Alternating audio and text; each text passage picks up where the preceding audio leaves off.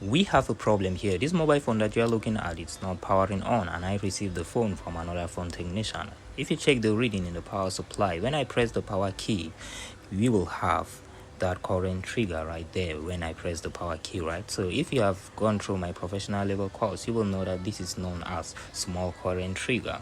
So the trigger is actually active in the mobile phone, but because it's a small current trigger, the phone cannot power up.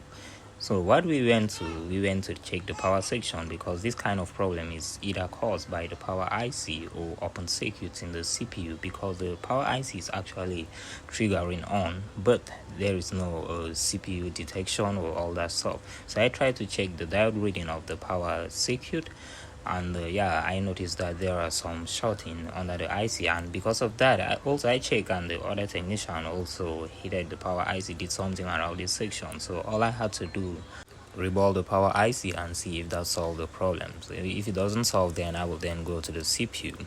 So my courses are in a big promotion right now. I mean, it's actually a gift. I'm giving my courses right now with a 45% discount. A 45% discount. That means that you will be getting the course for almost half of the price of the standard price, right? So you can send me a message on WhatsApp using the number on the screen, or buy the course directly from the link in my bio if in case you are watching this on TikTok, or check my video description if in case you are watching this on YouTube.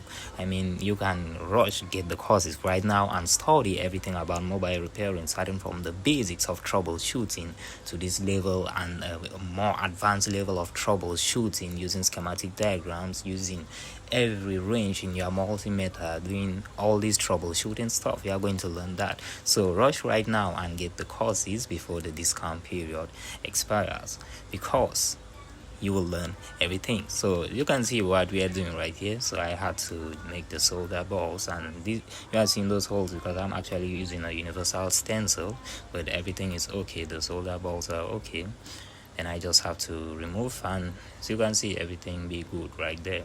So it's time to mount back the power manager IC.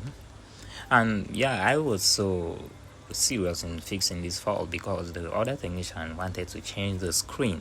So right now he actually bought the screen, but the phone was not powering on, so he had some issues with the customer, and he actually begged me to get the phone working.